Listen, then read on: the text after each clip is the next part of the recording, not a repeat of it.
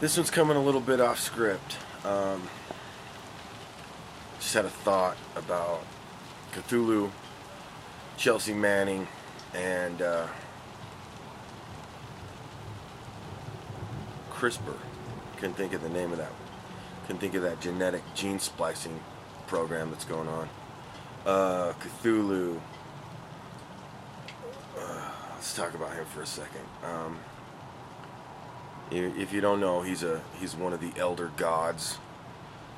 He comes from the Lovecraft universe. Lovecraft has got an entire cosmology going on. Cthulhu is this offspring of Yog-Sothoth, who was the gate and the keys, the absolute. The thing that's really terrifying about Cthulhu is that he's not really evil. He's indifferent. Like, we're ants to him. He's asleep under the ocean. His dreams cause insanity in people. If you look at him, you'll go nuts. He's an abomination. He has a cult, and they're trying to wake him up to usher in the eschaton. They want the end of the world to happen. He's so destructive that he just wipes people. He just wipes planets out. He's just a big, huge monstrosity that just reeks. He's like Godzilla, only like 1,000 times bigger, and just like he embodies the viciousness of nature. Really, that's really what's so cool and so terrifying about the Cthulhu mythos is that the scariest thing isn't the annihilation of the human race. It's more the madness, and the immortality of it, because he recognizes, like, there's a line, it's kind of famous, Metallica wrote it in one of their lyrics in the thing that should not be, that dead witch, eternal lie, in stranger eons, death may die. That's not exactly how it's written in the book, but that's the basic principle. It's that death is a liberation of sorts. In strange eons, immortality will become an issue, and so even death will die. Death dying, succumbing to its own ending. Immortality, madness, psychosis, eternal madness, psychosis, no reprieve, definitive hell. What kind of made me think about that is our torture program that we have in our enlightened society in the United States of America. We have a past. We tortured some folks, as our good president would have said. And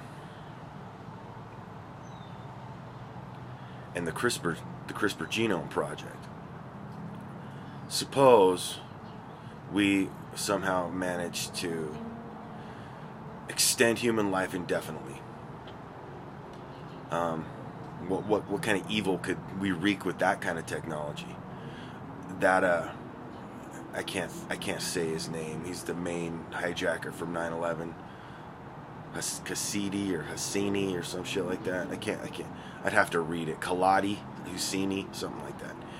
They waterboarded that dude like 180 times. They killed him more than once and resuscitated him just so they could torture him some more. Now, what's terrifying to me about the CRISPR genome, Cthulhu, and Chelsea Manning is, suppose they decide that they're going to interrogate somebody indefinitely in one of these black sites that we've established, and we come upon the biological genetic information technology to permanently extend somebody's life. Now, that would create an environment in which the biblical idea of hell would actually exist. You know, when you were a kid and your parents or whoever was informing you in your religious teachings, they would tell you something like, if you're bad, then you'll go to hell forever. And you're like, no, you can't make me go for anywhere forever. Forever? Really? Eventually you're going to die. Well, if you're lucky. If you're lucky, you'll figure out a way to kill yourself without using any kind of mechanism to do so. This is terrifying. If they get their hands on Assange, what do you think they're going to do to him? Do you think we'll ever find out? I mean, Donald Trump, he actually he didn't pardon Chelsea Manning. I can't think of the word. He commuted her sentence, which means they're not admitting that she wasn't, they're not saying that she wasn't guilty, and they're not saying that they weren't wrong. They're just saying she's been punished enough. She was in solitary confinement for 7 years for telling the world the truth about what war crimes our soldiers were committing in the Middle East, in Afghanistan and Iraq.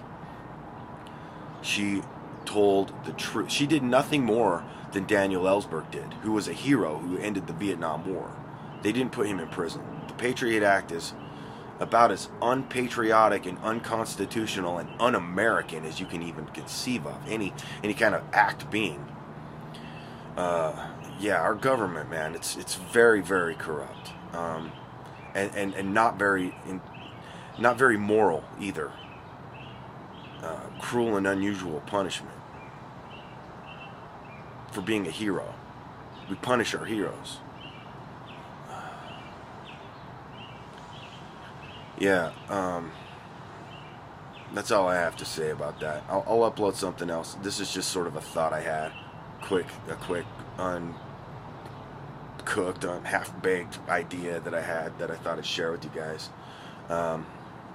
It's going to be thundering here in a minute, and I'm going to go pick up Phoebe, and as soon as Brooke comes home, then I'm going to actually record what I planned out for recording and releasing today, but I've got everything else set up. So, and this video is just like spur of the moment, so I hope I don't freak you out too bad.